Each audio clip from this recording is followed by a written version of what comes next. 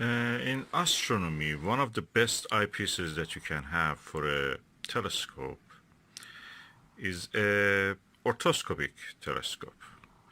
And Baader's classic Ortho 18 millimeter is one of the best. I was looking at the Al-Nitak, the star which is close to the Horsehead Nebula, and I was looking at the nebulosity to slightly to the northwest of it, and I could see the nebulosity traces of it with using this orthoscopic with the Baader light pollution filter faintly. The stars were not very clear around it also, but I thought that I will give it a go with this Chinese 6-pound eyepiece which I bought. Is a SVBony Aspheric 23 millimeter 62 degrees, and I put the filter on this, the same Baader or light pollution filter on this, and surprise, the image first doesn't have any distortion. The stars are perfect. Second, the nebula is not a faint fuzzy anymore. It's clear. You can see details. I've seen such details only in my Schmidt-Cassegrain 8-inch one, which is this one here. But here I'm just using a Bushnell Voyager family telescope. It's a clone of the Edmond Scientific Astroscan. It's a 4.5-inch telescope, and it's amazing. I can see, I can see with this eyepiece what this was faintly were trying to show to me. It snaps to focus. Such a thing only in teleview probably you will see. Aspheric has plastic lens partly inside elements, but the rest of it is glass. 6 pound about it, it worth 10 times more, and I can tell you that probably even more. I tell 10 times more is just not enough. You can say 20 times more is probably like one of those delights, or not it, yeah, Nagler probably. It's not 82, it's 62 degrees. Probably is more like delight, or definitely better than a Plusle. Okay, I have to correct myself. The Flame Nebula that I was referring is at the northeast. Yes, north, or should I say east northeast of the Al-Nitak star. That is the dominant star in the near the Horsehead Nebula. Anyway, this is really good. Aspheric is really good eyepiece. There is distortion near the edge. I think that around 30% to 40% near the edge. In this fast telescope, is a very fast telescope, I must say that. It's a 4 or 4.5. Very fast telescope. Although it is very fast telescope, this cheap eyepiece has very clear image in the 60% of the field of view, and near the 40% to 30%, it gets a little bit sometimes, you see some distortion, seagulling and such things, but it's because the telescope is very fast. It's a reflector, it's very fast, low F ratio, so practically it is expected. If you want to remove those things, you have to use expensive field flatteners and coma correctors. 6 pound doesn't does the whole telescope doesn't worth one of these televiews. No, I'm happy with this. For your information, I'm actually observing from inside the window of our house. The window is not open. I'm looking through the double glaze into the sky. So that's all that you can see. Yes, this telescope setup and the eyepiece and the filter is so effective and so nice. I can watch the stars from within the room without opening the window, on a table and sitting on a chair. It's so comfortable. I can turn this also toward my eye, exactly in a way that I'm looking down to this eyepiece as if. And surprise, surprise, I slept. It's the second time I was sleeping on the eyepiece, so I slept now half an hour, and the other time I think I slept around 2 hours. It's like a pillow you can collect, put it in your lap, and just sleep. I was looking at the Nitak and the Flame Nebula and the Orion belt.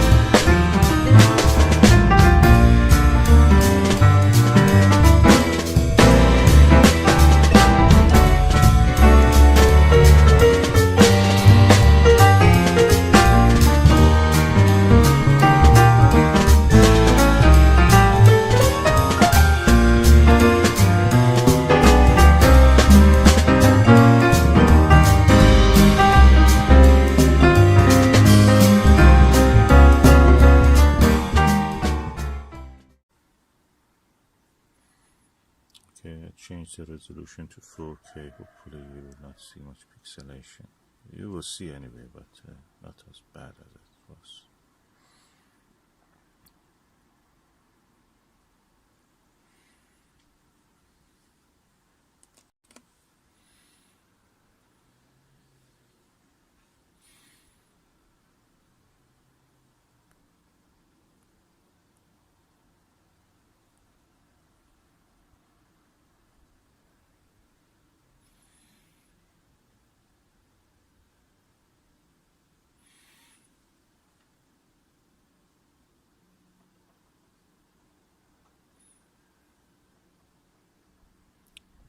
what you see is now passing the center of the picture, hopefully, is what is called as Aristarchus plateau.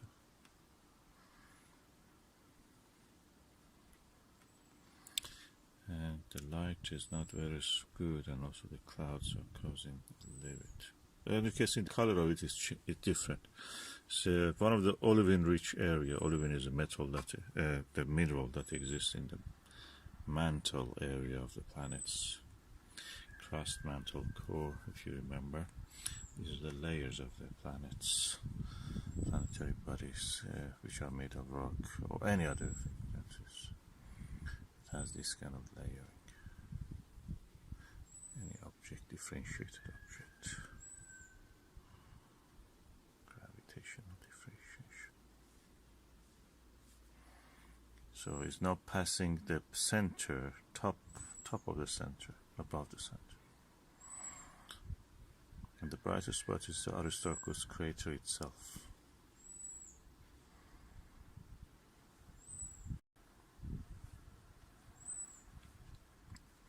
And to the lower part of the image, you can see the Reiner gamma.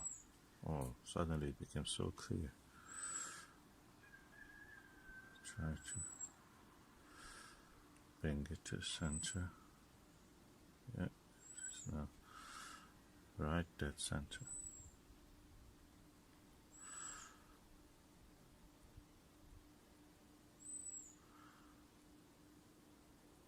I'm doing all this with my mobile camera, but I use a bracket. It's one of these ones that I bought, Digicam attachment adapter. I bought it from China. Really, I'm happy with the result.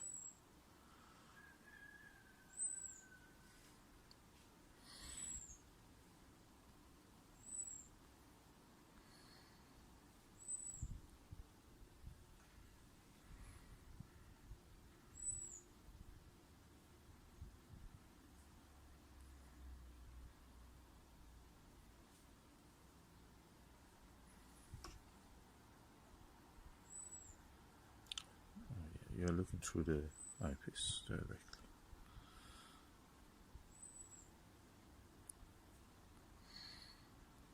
I just enjoy the view.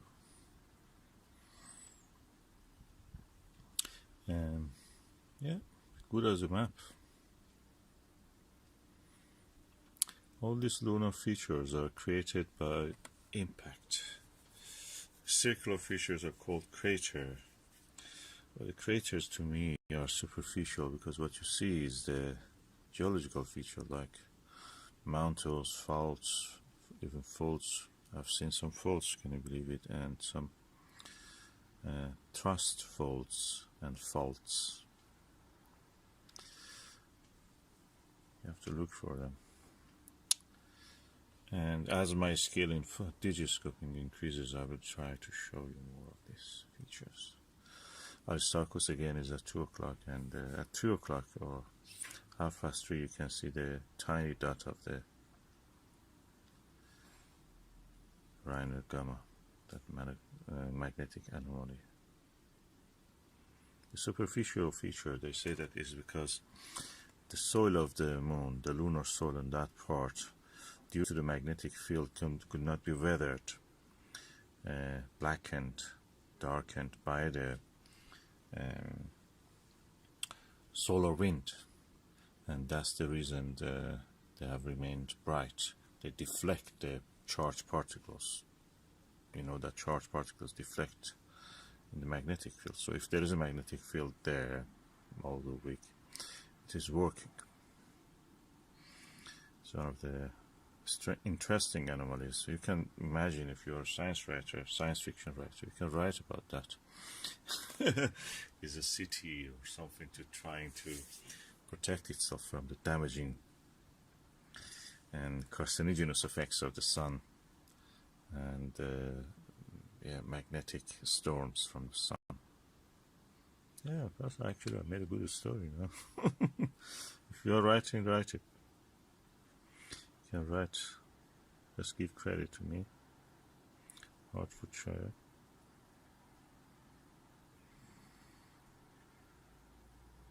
Beautiful, magnificent Caucasus Mountains.